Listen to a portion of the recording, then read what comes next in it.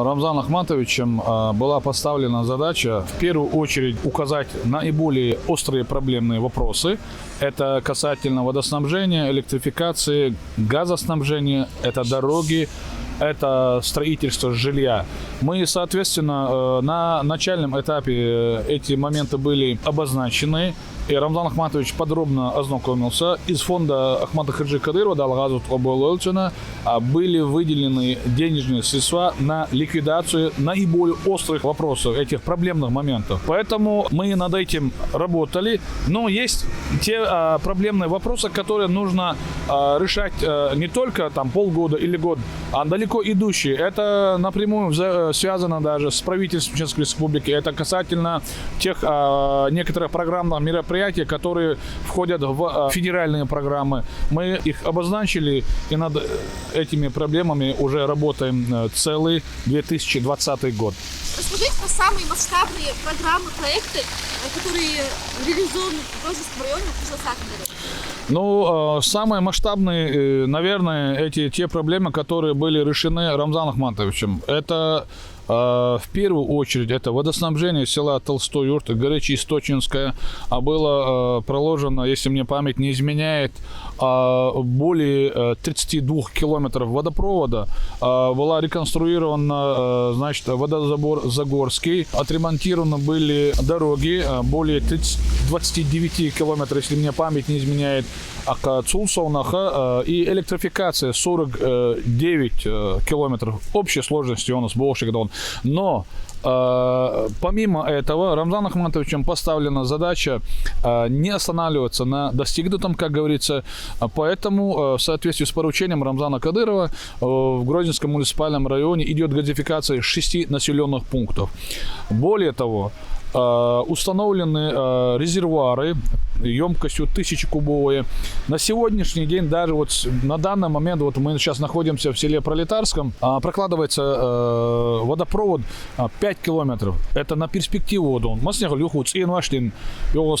Водопровод, это Свалдагда, то есть на перспективу. Вот такие работы, они не останавливались. Но больше всего, всех вместе взятых, вы знаете, вот я уже со счета сбился, мы столько мусора вывезли, мы столько проводили субботы. У нас субботники практически они не останавливались. Вот реально не останавливались. Да, вот я уже со счета сбился, сколько тысяч кубов мы вообще вывезли.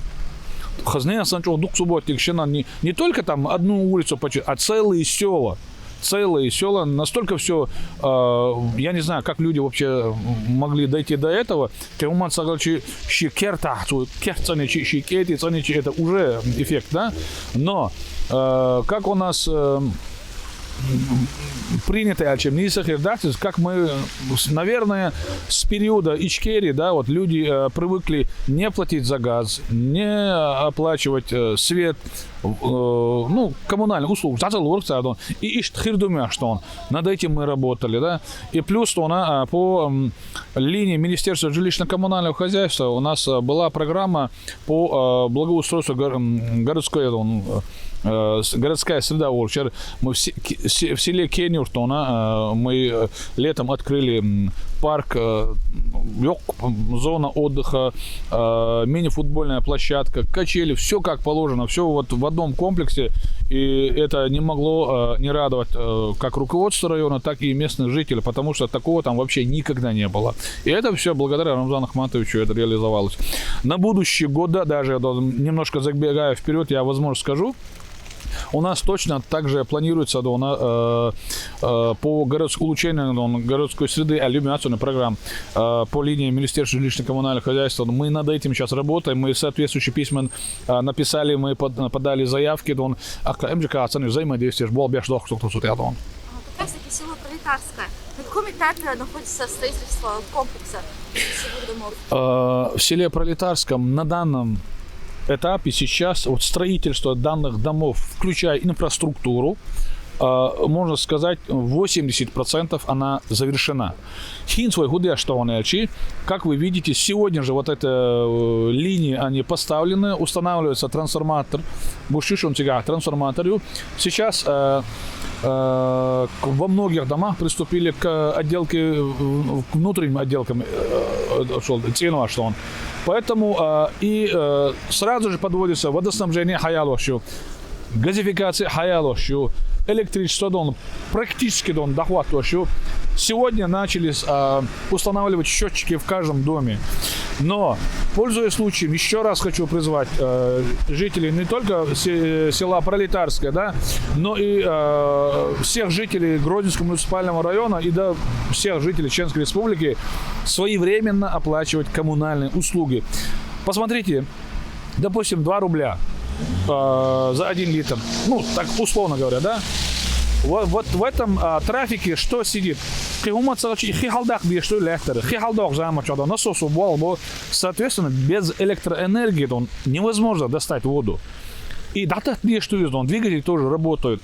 Поэтому в этом тарифе сидит оплата за электроэнергию. Это люди должны понимать, что период хаоса, времена непонятно чего, к чему мы стремимся, эти времена прошли. Есть порядок, есть закон. У нас есть национальный лидер, который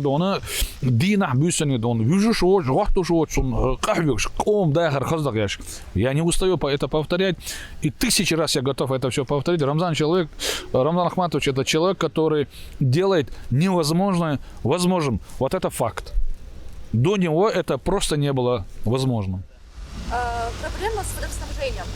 В населенных пунктах были проблемы с водой. С вашим приходом данная проблема была устранена. Но в некоторых селах наблюдаются перебои. Например, в селе Хонкала, я сама жительница этого села, и там с 6 утра до 6 вечера могут отключить воду. Также станица Первомайская.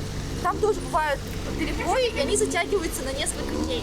В чем проблема и решается ли этот вопрос? Вы знаете, это проблема не только 2 этих населенных пунктов. На данный момент Чечводоканал курирует данные вопросы, ИЦР юрисдикцию, скажем так. Но Чечводоканал над этим работает. Но, понимаете, вот эти возможности, они тоже не безграничны. У нас определенный лимит. Но проблема с водоснабжением, допустим, в селе Первомайское, все-таки вона тематесиду 9. Но ихи хамичер эту воду забирает с города. Ихидона, Старопромысловский район, Тюшмадати, Ихидон. Поэтому там ще график, ютики хватен, Хоқан хид хил юхт халушту ихи коза. Пока что это. Но над этим работают. Это далеко идущий бабишвал. Белсбург Хандина решит дольше дать. Еще раз, может быть, я много об этом говорю и повторяюсь, может быть, это проблема не только, допустим, 2 этих населенных пунктов, да, в Ставропольском крае тоже есть точно такие же проблемы, и даже наиболее острые. И тем не менее, Рамзан Ахматович, вот я же говорил, что можно сказать, что у нас ситуация намного лучше. И тем не менее, мы не довольствуемся тем, что у нас сейчас мы это подключили по графику или что-то. Нет, над этим работают. То есть ветхие линии, порыв, непонятно, опять-таки, еще раз, может быть, я повторяюсь, но я убежден и не устаю это говорить, и буду это говорить до тех пор, пока население не будет исправно платить за потребленную воду, все-таки перед энергетиками задолженность ёкıyor. Но это взаимосвязано. Алханкала, реконструкция Самашкинского водозабора. Это тоже требует определенных финансовых средств.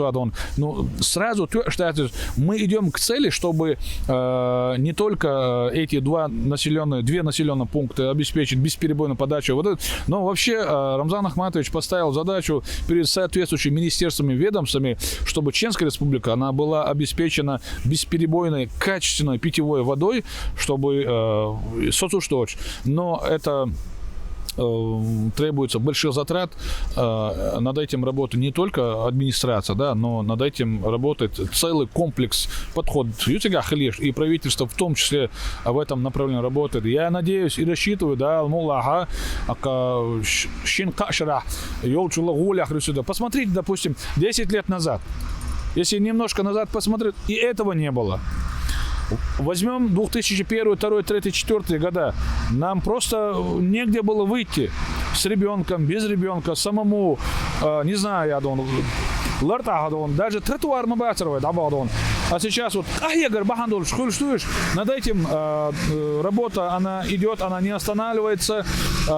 Министр жилищно-коммунального хозяйства, Зайбулая, муслим, Цутяха, Грозинский район, бесперебойная подача воды, му обеспечит, едет,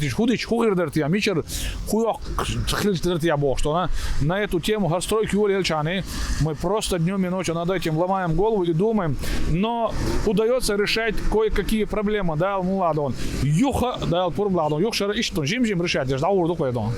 Планируется ли в Грозинском районе строительство крупного социально-экономического объекта?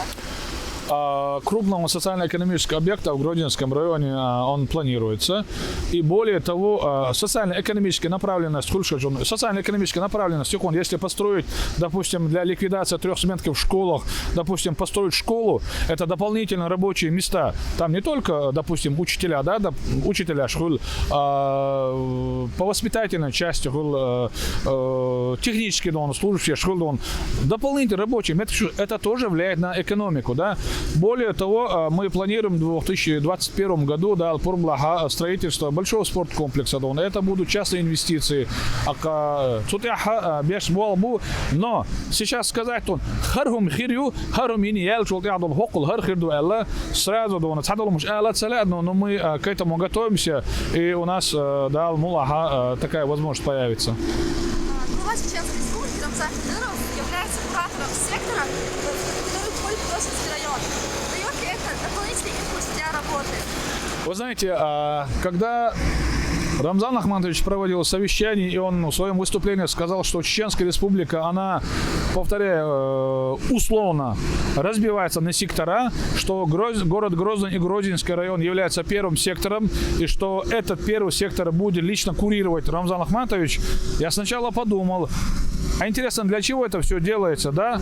Но я был уверен в том, что Рамзан Ахматович просто так ничего не делает и просто так ничего никогда не говорит. Но это, знаете, что дало?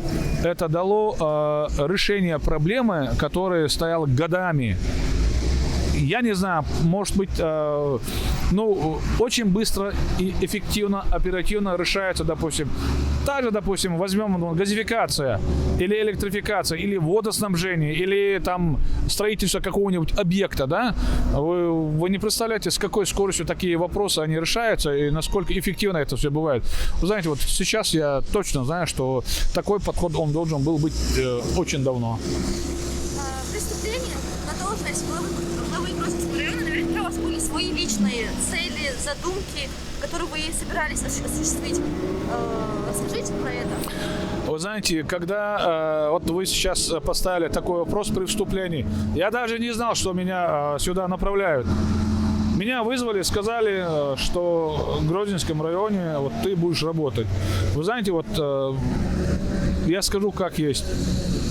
Я реально волновался, я очень много не знал, очень больше всего я боялся потерять лицо. Скажу, Лука Соевич даже, он не преувеличивает, скажу, что первый месяц я на фоне стресса, скажем так, да, вот психологического напряжения потерял 13 килограммов веса. Я действительно волновался. И Рамзан Ахматович на совещании, меня там не было, я видел видеозапись, он точно сказал, что хитсебе аим швац, хитсебе волилас. Действительно, вот Саша Делас он. Сейчас я понимаю, что я только начинаю работать. Хитсби Волу Шварцедов. Действительно, ОМС это настолько такая крутая школа, что да, вот человек, который работает в ОМС системе, он способен, как говорится, на любые задачи, что он решает, это настолько такая сильная школа. А эта школа, знаете, вот по поставлена именно таким образом, какой видит Рамзан Ахматович. То есть это решение реально конкретных проблем, это реальные рабочие дадели, выходной, дуидация, божья задушь. Как говорится, 24/7 человек тут работает. И это дает свой эффект. И в заключение нашей беседы расскажите про планы, задачи, цели, которые поставлены на 2021 год.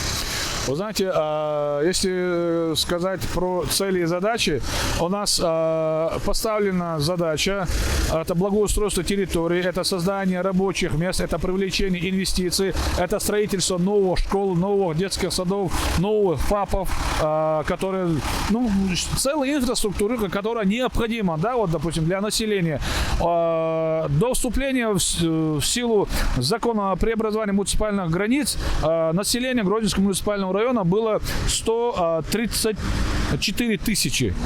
При вступлении закона в силу, часть населенного пункта это все ушло, то есть 10 населенных пунктов, соответственно, население и рабочие места тоже ушли. И бюджет сократился. Насколько я помню, 74 тысячи было население, а сейчас уже дал 77 тысяч. То есть раздаемость повышается. И там было. В перспективу очень много. Но хватит ли сил, хватит ли время на это, доживем ли мы, это все по воле Всевышнего. Дал денег, доктор, но и нет там, думаю, дал мула.